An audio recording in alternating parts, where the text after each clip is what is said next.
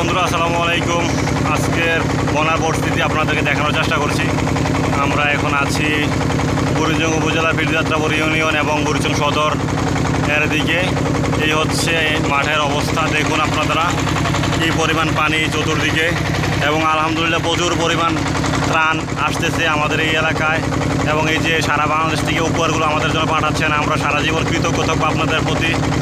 যথেষ্ট পরিমাণ ত্রাণ উপহার আসতেছে আমাদের দিকে। আমাদের এই ফসলের মাঠ, চতুর্দিকে যে মাঠ দেখতে পাচ্ছেন সাদা হয়ে আছে, সব কিছু ফসলের মাঠ ছিল এবং পাকা ধান ছিল, সবগুলোই তলিয়ে গিয়েছে।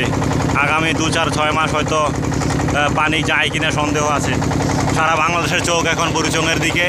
বুড়িচং উপজেলা এবং ব্রাহ্মণপাড়া, এই দুই উপজেলা সবচেয়ে বেশি ক্ষতিগ্রস্ত হয়েছে। আমরা কিছু কুমিল্লা বিশ্ববিদ্যালয় থেকে কিছু ত্রাণ সামগ্রী আমার বিভাগ প্রত্নতত্ত্ব থেকে এসেছে, সেই ত্রাণ সামগ্রীগুলো মানুষের ঘরে ঘরে পৌঁছে দেওয়ার চেষ্টা করছি। আপনারা যারা আমার ভিডিওটি দেখছেন, আমার ভিডিওটিতে একটা লাইক দিতে পারেন এবং চেষ্টা করবো প্রতিদিন আপনাদেরকে এই বন্যা পরিস্থিতি দেখানোর। এই হচ্ছে বুড়িচং উপজেলার বন্যা পরিস্থিতি। দিন দিন খারাপের দিকে যাচ্ছিল গত 7 দিন যাবৎ। এখন কিছুটা পানি কমতেছে, আলহামদুলিল্লাহ সবাই একটু স্বস্তি ফিরে পাচ্ছে।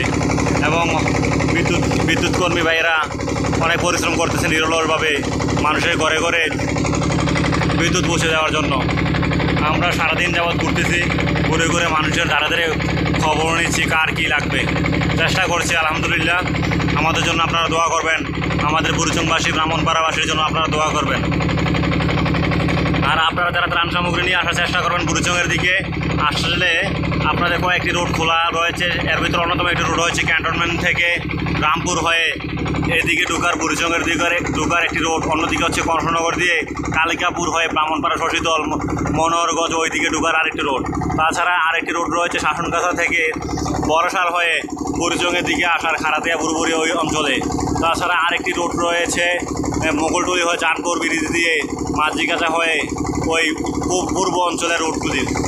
এই হচ্ছে বুড়িচংয়ের বন্যা পরিস্থিতি। আপনারা দেখুন কি ভয়াবহ অবস্থা, চতুর্দিকে পানি আর পানি, পানি আর পানি চতুর্দিকে।